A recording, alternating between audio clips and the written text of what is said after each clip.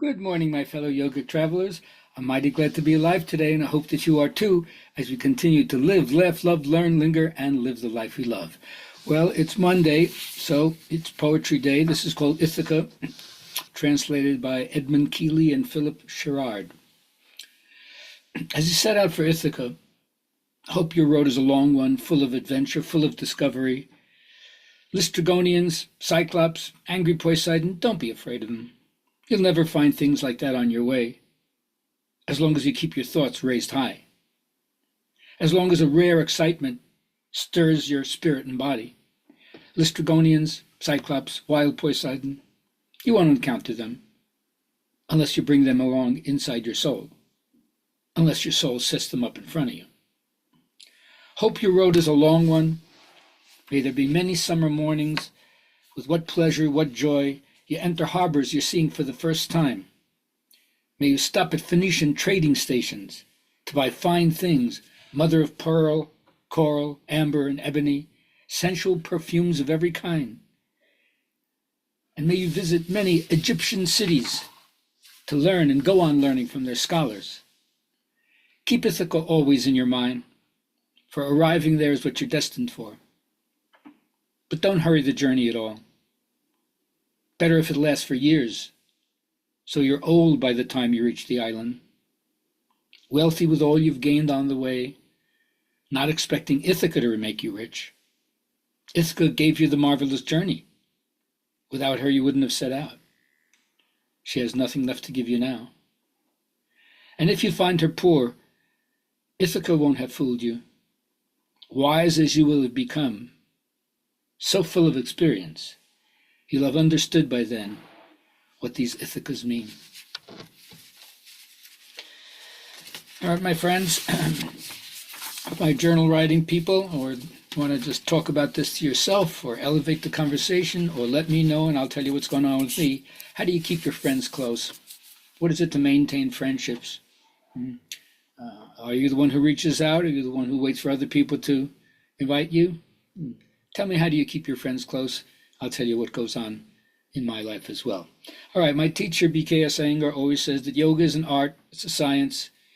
It's both the knowledge of anatomy and human emotion, and it gives you apt terminology, precise words, because that's expression of precision expands your practice.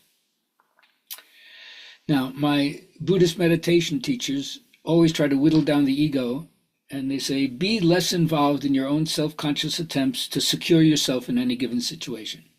Don't use your logic to make the situation so heavy and solid. Then it becomes claustrophobic.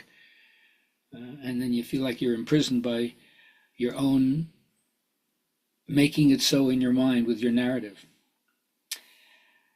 Now, Michael Mead, my mythologist drummer mentor, says seeking to know your true self means touching areas of deep wounding and dealing with the narcissistic aspects which defend us against repeating the original wound, even if only in memory.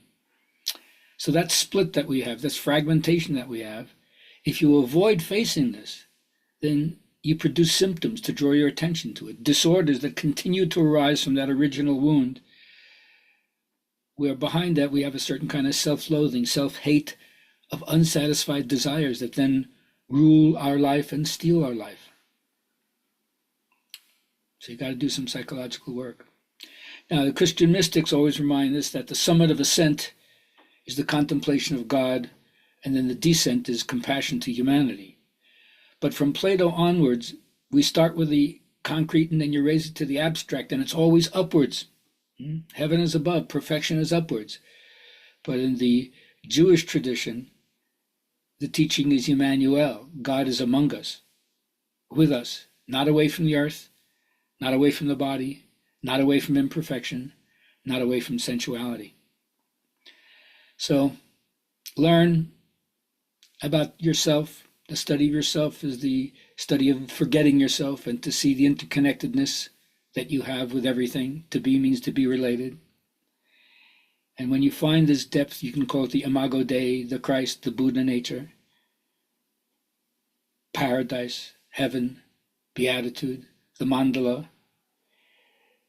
But we all get some kind of inflation. Our ego identification with something greater than ourselves.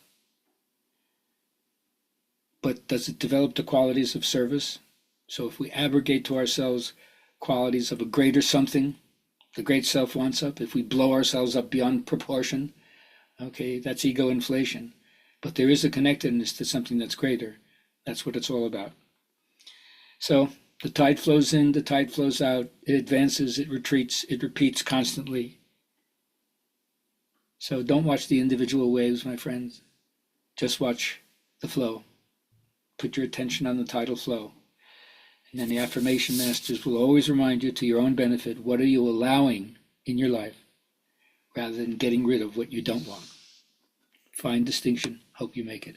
I'll be gone for the rest of the week.